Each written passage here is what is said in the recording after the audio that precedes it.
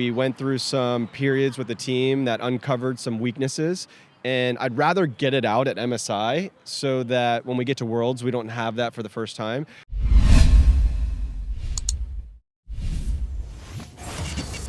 Well, we're back at it again, the first day of the first week of the summer split of LCS. I'm joined right now by Steve with coverage presented by OmniSlash to talk a little bit about your first win of the split. So you guys just beat 100 Thieves. Did you expect that going into today? To be honest, yes. I knew that the team practiced quite a lot, and they were prepared. So the team is looking really clean. The only thing that makes me a little bit nervous is that the meta is so atypical that you have to put a real emphasis during the ban pick process. And if you end up going against competition where you have like a higher probability to lose just from ban pick, it makes it a little bit harder.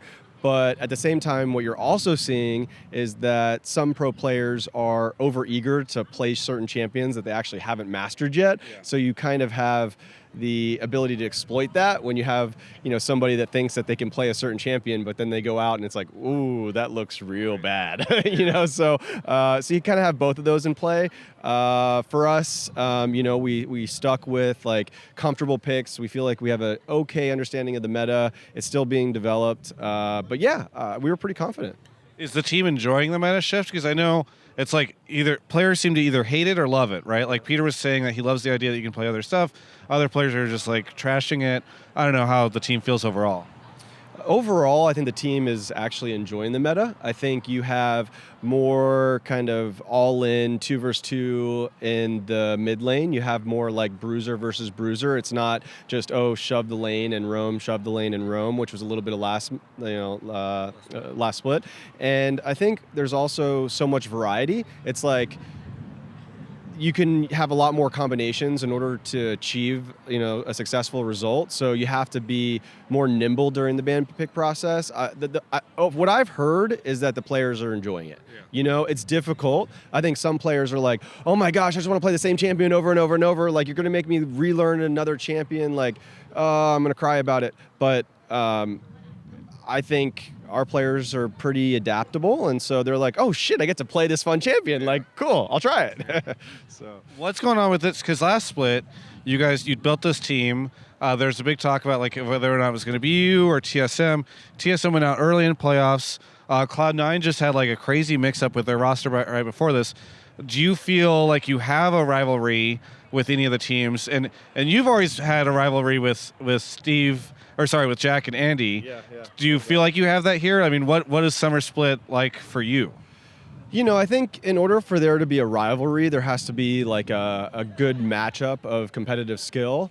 I think in terms of Cloud9, at least now, it doesn't look great, right? Like, if they stick with the same roster, I don't think that will they're going to be kind of an easy matchup, so there's no real rivalry, right? But maybe they'll switch back some of their players. I don't know if it's temporary, so kind of see over time.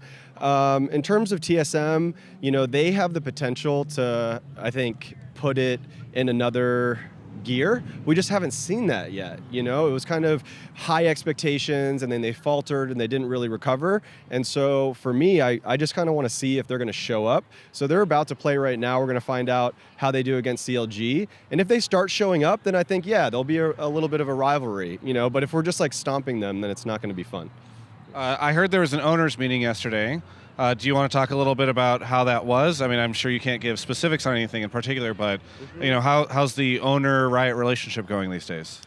Yeah, I mean, right now it's pretty collaborative, to be honest. So we separated into various different committees within the team structure, and each committee is set up with a certain amount of teams, and then they work with Riot, and we talk about certain things. So it's like there's a marketing committee, and so the marketing committee will come up with cool ideas that we should be doing to increase viewership and engagement. Like, oh, we should do this on chat. Like, even actually this tailgate thing was part of that, where the marketing committee was like, look, it sucks because everybody has to stand in line and there's no assigned seating, but we want people to like have more fun in the parking lot, and so that was a change. And then the parking lot was full of people having a good time this split. So there's small improvements. Riot's listening, and they're being collaborative with the teams. I thought it was a great meeting. There was some great discussion. It wasn't just kumbaya. There was some butting of heads, but I think that that's healthy for to move the needle, to impact change. You got to get a little uncomfortable sometimes. And so there was some of that, and there was and then there was a great dinner afterwards. So we got to hang out and chat a little bit more on a less serious level. Are you on any of the committees? Are you committee head? There's no actual head of any committee, but I am on a committee. I don't know if I'm allowed to say what committee. I guess that maybe that's breaching NDA. Yeah, so I'm on a committee. You are on a committee. We don't know which committee. We know there's a marketing committee. That might be the one. Who knows? All right. Other than that, look, what are the expectations for TL this split, and what are you guys doing to meet those expectations? Expectations is place first, without a doubt. I think we want to develop as players, so the expectation is that the players learn more during the split and become better. We went to MSI and made some mistakes. We went through some periods with the team that uncovered some weaknesses. And I'd rather get it out at MSI so that when we get to Worlds, we don't have that for the first time. So we learned quite a bit. Expectations, work really hard. We put a huge emphasis on psychology towards the middle of last split. So when we were in 7th place, we decided to bring in a sports psychologist, Jared, and a couple other mental coaches. And we just went really hard on that, more so than just saying, oh yeah, meet with the mental coach and whatever. It was serious.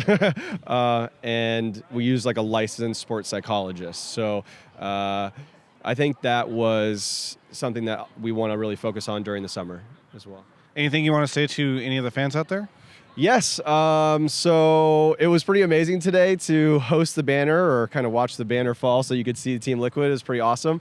And thanks for being fans of the organization. Hopefully we can continue this streak and kind of assert dominance within the league and go to the World Championships for the first time for Team Liquid and League of Legends, and kind of show that not only are we really good in League of Legends, but all of the other games that we're winning in and making it to the finals, that we can do that too in League.